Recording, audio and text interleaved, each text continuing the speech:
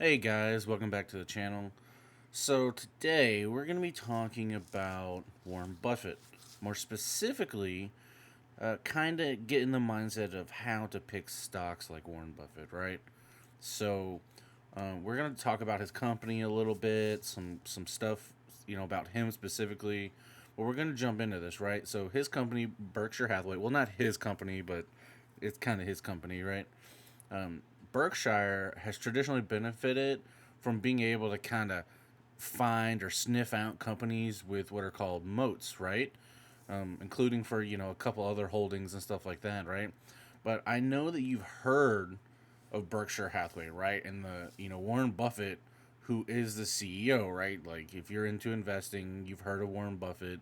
Even if you're not into investing, you've probably heard of him, right? But you've definitely heard of him, right? But what do they do, right? Like, what does Berkshire Hathaway actually do, right? Well, what about the it's 35 or 40,000 shareholders and fans who go to what they have a meeting every year, right? And they get to ask Warren Buffett questions, him and his partner, at the Berkshire Hathaway. I guess you'd call it a getaway, right? So Berkshire Hathaway traces its roots back to a textile manufacturing company established in the 1800s. It's now one of the five largest corporations in the United States, along with Microsoft, Apple, Amazon, and Facebook, right? So Berkshire is a holding company for about 50 other businesses across a variety of industries, right? Insurance, railroads, utilities, aerospace, restaurants, toys, and even apparel, right? One common thread woven through most, if not all, these businesses, right, is that they have what are called it's an economic moat, right?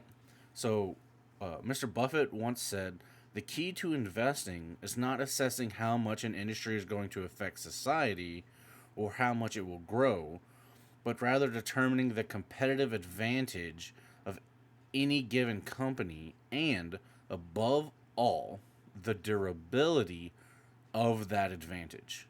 The products or services that have wide sustainable moats around them are the ones that deliver rewards to investors, right? So, assessing whether a company has an economic advantage or a moat, right, and how sustainable that moat is, right? That's the cornerstone of equity analysis, right? So companies with wide moats, they're going to end up making really great investments, right? Because they can fend off competition and earn high returns on capital for many years, right? It's not something that's going to, you know, shoot up really quickly and then, like taper off. It's more like it starts out, builds itself up, and it's able to basically make a foothold for itself in an industry and become basically have a lot of brand loyalty is one way I kind of look at it, right? Like, you like think of the big companies they have, right? Like Geico and stuff like that. It's just like, man, like, woo. Like really pick some good ones there, right? Coke is another really big one. Like everyone's either a Coke person, a Pepsi person, and it's just like, man, who really competes with Coke and Pepsi? Like those are the two. So, and he picked Coke a very long time ago. So it's just kind of like, good choice. But what has traditionally benefited Berkshire has been the firm's ability to sniff out companies with these moats, right?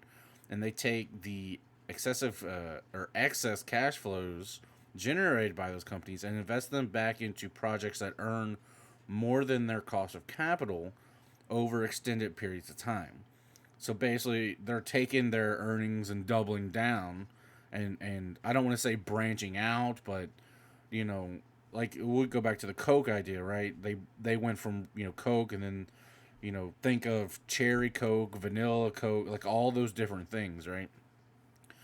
Let's take you know at, like we can look at some of the Berkshire Hathaway companies that exhibit you know uh, economic moats and stuff like that, right? So, precision cast parts manufactures highly complex, technically challenging components for aerospace, power, and other industrial markets that adhere to strict tolerances and perform under harsh conditions, right?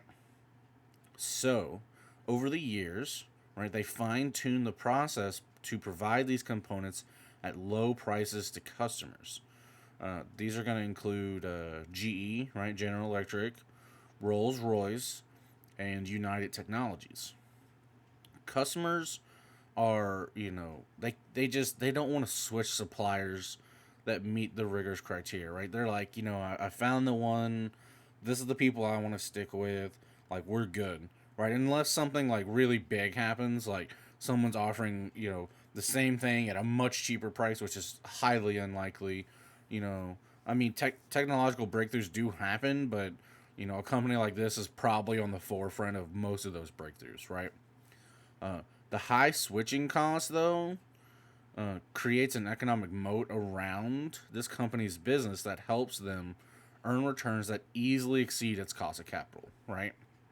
So, back in, I'm not sure the exact year, it's like 95, 96, 97.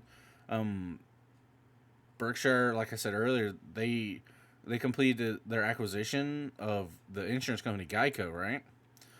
Buffett and his partner Munger, they were attracted to the firm's really low rock bottom operating costs.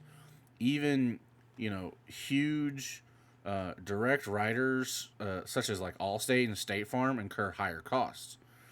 And so there's a letter that he writes to his shareholders, and back when he did this, he explained this advantage, right? Like we're gonna talk. Well, I'm gonna read it to you so you can hear it from him. The difference between Geico's costs and those of its competitors is a kind of moat that protects a valuable and much sought after business castle. The Geico management continually widens the moat by driving down costs even more, thereby defending and strengthening the economic franchise. Burlington Northern Santa Fe Railways owns 32,000 miles of track. Physical assets such as these, especially in government regulated industries, are difficult and costly for a competitor to replicate. This business is a great example of a company with intangible assets and efficient scale. Berkshire also has a collection of publicly traded stocks in its portfolio that also enjoy economic moats. It owns 400 million shares of Coca-Cola, which is almost 10%, right? That's almost 10% of Coke. As one of the largest beverage companies in the world, Coca-Cola has earned a wide economic moat thanks to its brand, intangible assets, and cost advantages created by its strong relationships with retailers and economies of scale. No trip around the exhibit hall would be complete without a stop at See's Candy, which Buffett has called the prototype of a dream business. But why? Well, because it doesn't take a lot of money for this company to make money.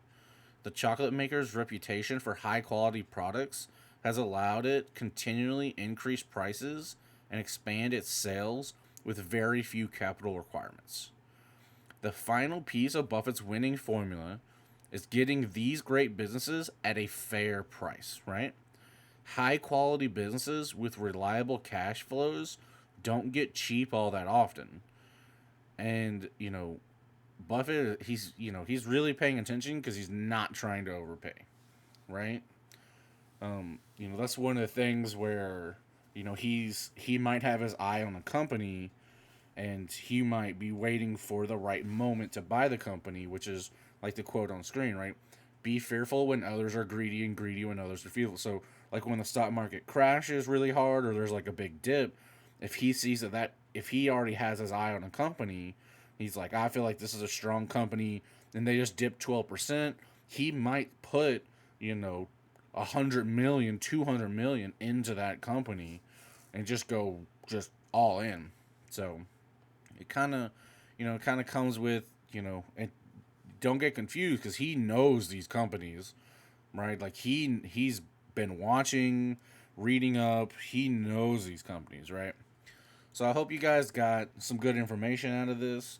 A little mindset, a little into the mindset of Buffett and how he does things and the way he thinks about things. Hope guys go down and like the video, subscribe, and I'll see you guys in the next one. Until then, be safe.